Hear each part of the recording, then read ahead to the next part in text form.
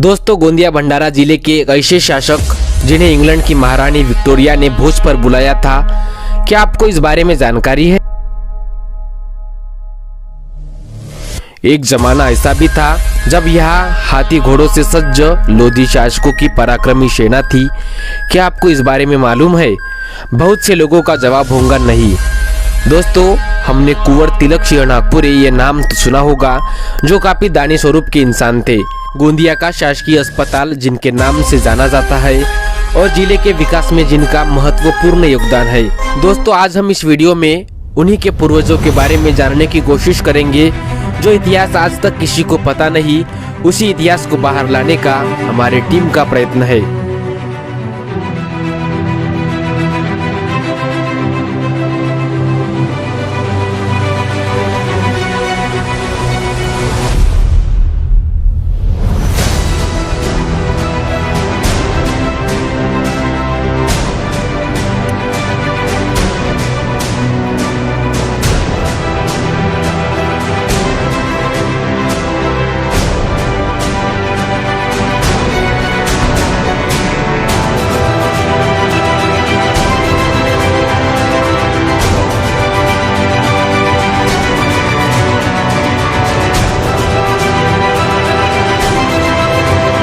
दोस्तों, बात है 1750 की, जब खंडेराव महाराज पंजाब के लुधियाना से रामटेक और नागपुर आए और मराठा सरदार के भोसलों के विश्वास पात्र बने।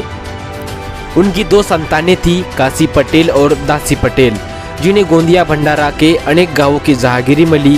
काशी पटेल की 7 संतानें थी, जिन्हें मध्य प्रदेश के कुछ गांवों की जहागीरी मिली, तथा उन्हीं के पुत्र नरबत पटेल, जिन्हें कामठा, फुलचूर और हिरडा माली की जहागीरी मिली।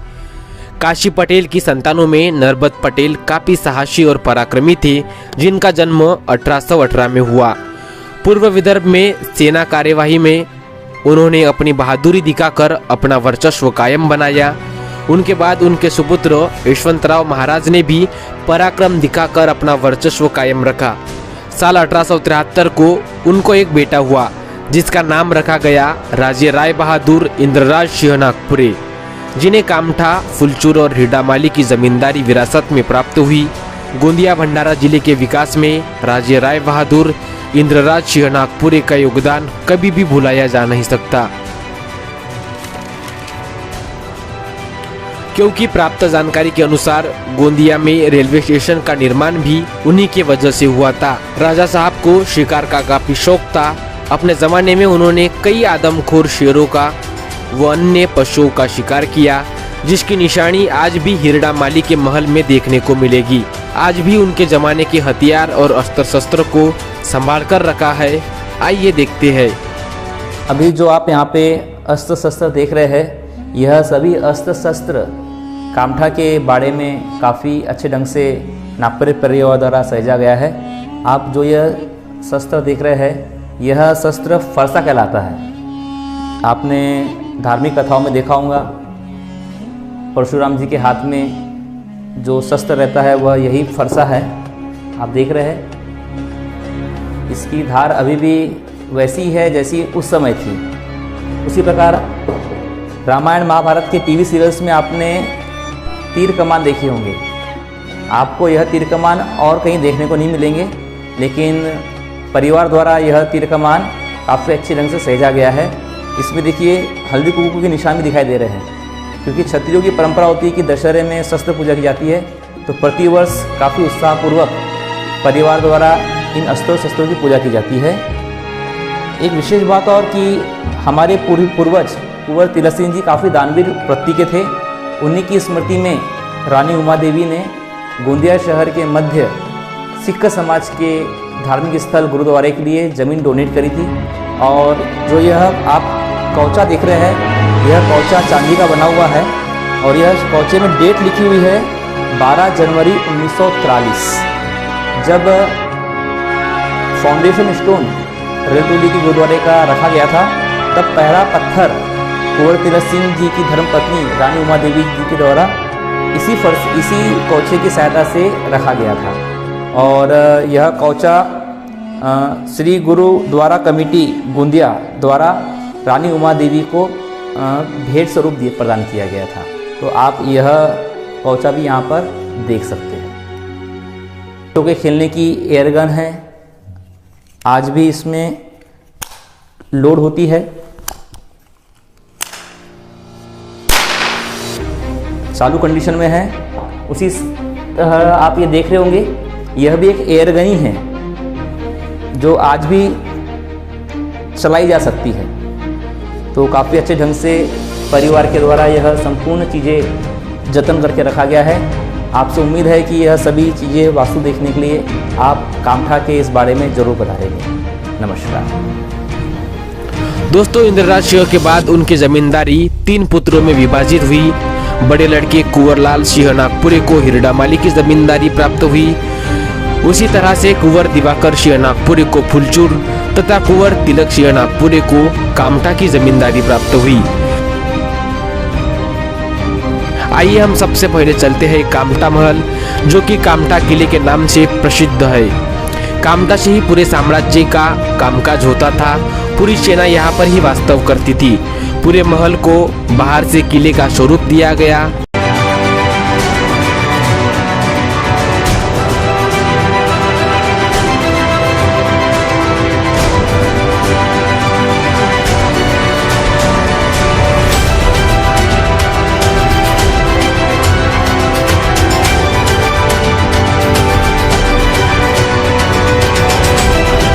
और तीनों तरफ से सुरक्षा हेतु गहरी खाई थी। सेना यहाँ पर रहकर पूरी हलचल पर नजर रखती थी, जो कि अलग अलग टुकड़ियों में रहते थे। उन्हीं के वर्तमान वंशज नीरज सिंह नागपुरे ने हमें चप्पे चप्पे की जानकारी दी। सैनिकों को नीचे हिस्से में रहने हेतु कमरे बनाए गए, जो कि बेहद पक्के एवं सुरक्षित थे। यह घराना सभी धर्मों पर विश्वास रखता चला आ रहा है। इसीलिए मंदिर के निकट ही बाबा चांद साहब वली की दरगाह बनाई गई, जहां मुस्लिम समाज के सैनिक अपनी प्रार्थना कर सके।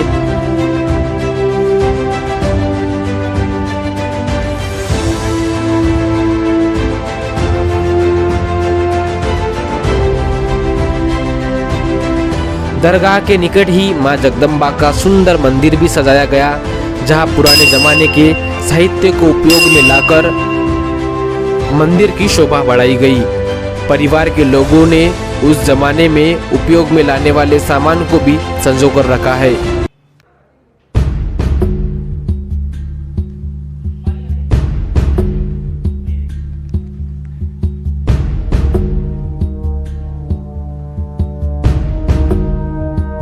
पुराने जमाने के पंखे, फर्नीचर और अन्य सामान को भी संभाल कर रखा है, क्योंकि आने वाले पीढ़ियों को इतिहास की जानकारी रहे। इन चीजों को देखकर हम समझ सकते हैं कि उस जमाने में भी यह सब साहित्य उपयोग में लाया जाता था।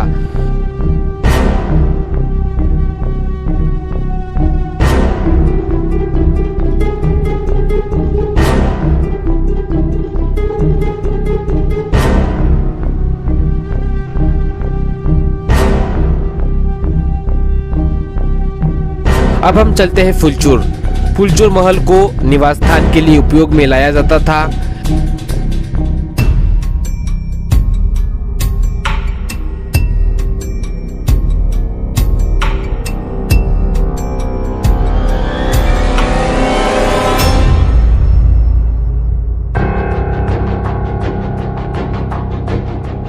ये भी काफी भव्य और सुरक्षा को ध्यान कर रखकर बनाया गया है।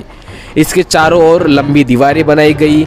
महल के पीछे एक तालाब है, जिसका भी बेहद रोचक इतिहास है। इस महल में हाथी रहते थे, तो उन्हें पीने के लिए पानी और नहाने के लिए उसी तालाब में ले जाया करते थे।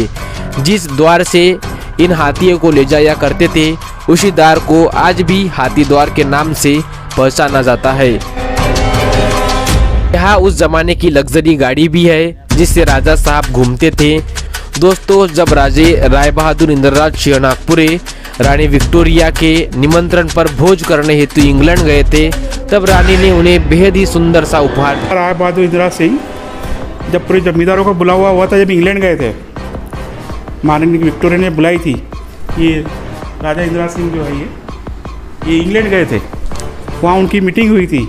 उसके बाद में फिर वहाँ पे महारानी विक्टोरिया ने प्रेजेंट दी, तो राजा साहब ने बोले कि मेरे को इसे गिफ्ट नहीं होना, प्रेजेंट नहीं होना, ऐसी कोई चीज़ दो कि मैं अपने क्षेत्र में ले जाके, अपने गांव में ले जाके दिखाऊं। तो ये जो फानूस है, ये महारानी विक्टोरिया ने प्रेजेंट की थी वहाँ पे कैंडल वाला है ये। और जब भोजन हुआ था तो महारानी विक्टोरिया की बाजू वाली चेयर में बैठ के राजा इंदिरा सिंह ने भोजन किया था।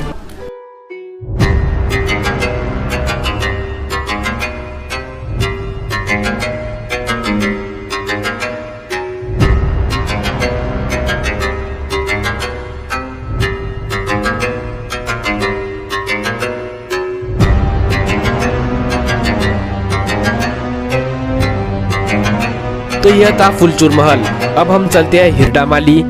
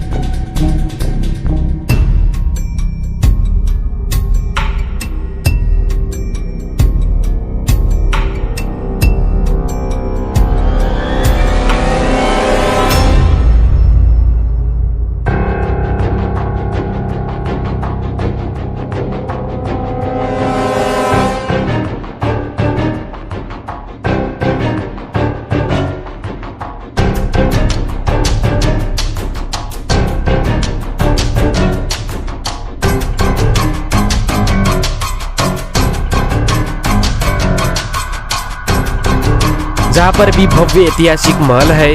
राजा राय बहादुर के नाम पर स्कूल भी चलाई जाती है। उस जमाने के अस्त्र शस्त्र और राजा साहब के शिकारों की निशानी आज भी हिरडामाली के महल में हमें देखने को मिलेगी।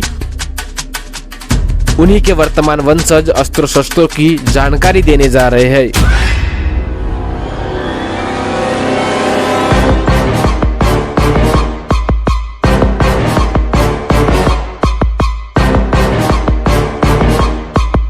अभी जो आप मेडल मेरे हाथ में देख रहे हैं, यह मेडल है केसर हिंद मेडल। जैसी वर्तमान समय में आज का पद्म भूषण पद्म विभूषण अवार्ड होता है, उसी प्रकार ब्रिटिश शासनकाल में समाज सेवा करने हेतु यह सर्वोच्च पुरस्कार था केसर हिंद मेडल, जो कि राजा राय बहादुर इंदिरा सिंह जी नागपुरे इन्हें ब्रिटिश शासन द्वारा प्राप्त हुआ था। इसी श्रृंखला के अंतर्गत आप यह जो मेडल देख रहे हैं, यह मेडल्स राय बहादुर की उपाधि जिन्हें प्राप्त होती है, ऐसे महापुरुषों को यह मेडल मिला करता था। और उसका क्राइटेरिया कुछ इस प्रकार था कि जिन्होंने समाज सेवा की है और शासन में उनका योग्य रहा है, ऐसे लोगों को ही यह पुरस्कार यह मेडल मिला करता था। मैं आपको बताना चाहूँगा, यहाँ पे बहुत सारे मेडल्स रखे गए हैं। सभी मेडल्स पीतल के और तांबे के बने हुए हैं, जो कि रिंग के रूप में है। आप देख रहे हैं, रिंग के रूप में है और इन्हें तो अपनी उंगलियों में पहना जा सकता है। और इन सभी के ऊपर में यह राज मुद्राएं है इस स्टम्प से, और इसका उपयोग शासकीय कामों में किया जाता है। इसी श्रृंखला के अंतर्गत आप देख रहे हैं, यह पीतल के स्टम्प्स देख रहे हैं।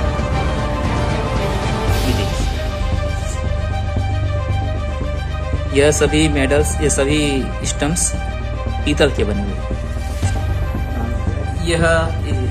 यह जो चिन्ह देख रहे हैं, यह पीतल का बना हुआ कामठा रियासत का राज चिन्ह है। पूरे मध्य भारत में इस राज चिन्ह की विशेष ख्याति थी और इन्हीं राज चिन्हों के द्वारा मान सम्मान नागपुर परिवार को प्राप्त हुआ है। जो यह आप बटन्स देख रहे हैं, यह बटन्स खास तौर से इंग्लैंड से मंगाई गई थी। जो शाही पोशाक थी, उन पोशाकों में यह बटन्स लगाई जाती थी और जिसका वह कोट हुआ करता था, शाही पोशाक हुआ करती थी, उसी की फोटोज उन बटन्स में लगी होती थी। इन बटन्स को बने हुए लगभग 100 साल के ऊपर। यह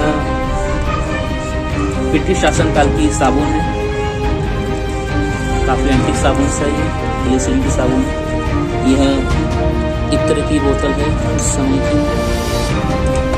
समय की फाउंटेन पेन है, आप देख रहे हैं। ये ब्रिटिश शासनकाल के दौरान उपयोग में आई जाने वाली दिया सलाई माचिस आप यहाँ पे देख रहे हैं। यहाँ पे विशेष बात यह है कि जो आज हम लोग पेप्सोडेंट पेस्ट यूज करते हैं, आज से 70-80 साल पहले भी यह पेप्सोडेंट टूथ पाउडर यहाँ पर हेड़ामली बाड़े में, कामठाबाड़ा में, कुचलबाड़े में उपयोग में किया जाता था। यहाँ पर विभिन्न किस्म की लकड़ी की बनी हुई खड़ा हुआ आप देख सकते हैं। जब भी तीर्थाटन के लिए जाया जाता था या पूजा पाठ का समय होता था, ऐसे समय में चमड़े की चप्पलें पहनना वर्जित था। ऐसे समय में शाही परिवार के सदस्य इन्हीं लकड़ी की बनी हुई खड़ाऊ का उपयोग किया करते थे। आप यह पुराना वास्तु देख रहे हैं साथ में। क्या बोलेंगे इसका वास्तु क्या बोलेंगे? यह जो आप पुरानी से बना हुआ एक सामान देख रहे हैं, यह सामान है उन व्यक्ति के लिए जो गाय चराने जाया करते थे। गाय की जब भी अपनी गाय को चराने जाया करते थे तो इशारे के लिए वे इस सामान का उपयोग किया करते थे। इसके बदले पर गाय कहीं पे भी हो, दौड़ी चली गाय जी के पास आ जाया करते थे। यह पत्र है, एक्चुअली कैलेंडर है। सन 1940 से लेकर 1967 तक का यह कैलेंडर है। इसके पीछे में एक चूड़ी लगी हुई है। इसको घुमाने पर इसके पूरे सन चेंज होते हैं, साल चेंज होते हैं, वार चेंज होती है, दिनांक चेंज होते हैं। तो यह भी काफ़ी अच्छा कलेक्शन है हमारे इस म्यूज़ियम का। यह है लगभग 30 सालों का कैलेंडर। अब मेरे हाथों में आप जो यह लोहे का गोला देख रहे हैं, यह कोई आम गोला नहीं है। युद्ध में उपयोग होने वाली जो तोपें थी, उन तोपों का यह गोला है। एक छोटी तोप है, लगभग 2-2.5 फीट की तोप है हमारे यहाँ पर अभी। तो उस तोप में यह लोहे का गोला उपयोग में आया करता था।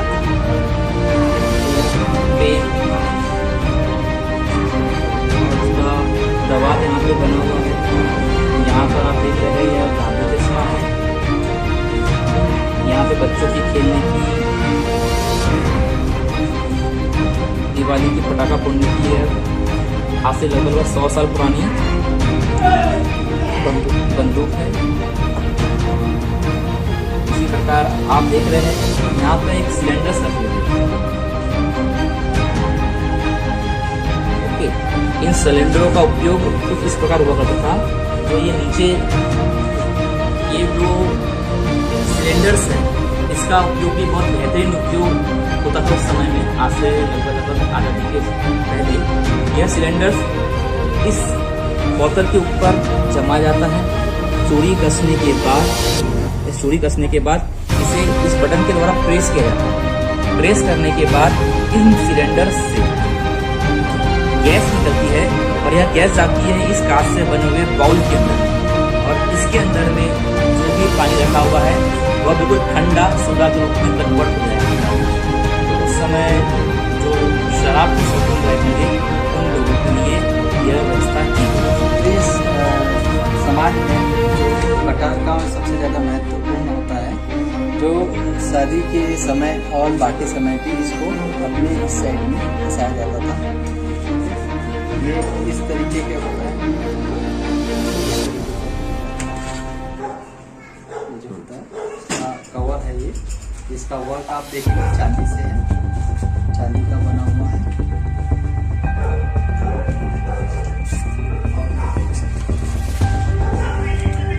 और इसके बाद ये आप देख रहे हैं, इसको तलवार की बचाव के लिए उपयोग किया जाता था।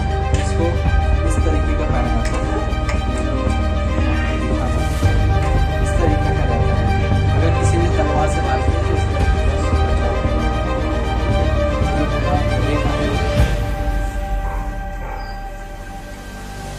ये आपको जो ऊपर दिख रहा है, इसको एक तरह से नान पट्टा भी कहते हैं। उनके घोड़े के ऊपर बैठ के जो सिपाही लोग रहते थे उसको मारते हैं। इसको भी हाथ में इसमें बिरामानी से हम लोग आज देखेंगे। हम लोग बिरामानी जमींदारी में है, जो हमारे दादाजी के नाम से जो पावती निकलती थी, जो कर वसूली वगैरह की जमींदारी की, उस समय की ये पावती है। तो ये देखिए यहाँ पे सब लोगों के नाम और देवरी तक के इसका पूरा पावती का जो हमारा वसूली आती थी, ठीक है, कर वसूली वगैरह बोलते थे, वो सब चीज़ें। दोस्तों, इसी नागपुरे परिवार में गिरजा शंकर नागपुरे का भी जन्म हुआ, जो गोरेगांव विधानसभा से 2 बार विधायक रहे। अपने राजनीतिक रुतबे के लिए वो पहचाने जाते थे। दोस्तों, नागपुरे परिवार द्वारा जिले में बहुत से जन कल्याणकारी काम किए गए। कुंवर तिलक सिंह नागपुरे के पश्चात उमा देवी द्वारा गोंदिया शहर के मध्य 10 एकड़ जमीन दान दी गई, जहां आज जिला रुग्णालय है। गौशाला हेतु गोंदिया शहर के निकट ही 34 एकड़ जमीन दान दी गई। लोधी जमींदार के अनुशया पर ही द्वितीय विश्व युद्ध के दौरान बिरसी हवाई अड्डे का निर्माण किया गया, जहां 480 एकड़ जमीन दान और संग्रहित की गई। कृषि विकास हेतु 80 एकड़ जमीन दान दी गई, जहां आज भी पुलिस मुख्यालय स्थित है। शिक्षा के विकास हेतु अनेकों गांवों में स्कूलों महाविद्यालयों के लिए भूमि दान भी दिया गया। गोंदिया शहर के रेलटोली परिसर में सिख बंधुओं के लिए गुरुद्वारे के लिए भी जमीन दान दी गई। फुलचूर में भव्य राम मंदिर बनाने के लिए भी बहुत सी जमीन दान दी गई तथा आर्थिक सहायता भी की गई। और ऐसे अनगिनत कार्य नागपुरे परिवार द्वारा जन कल्याण के लिए किए गए।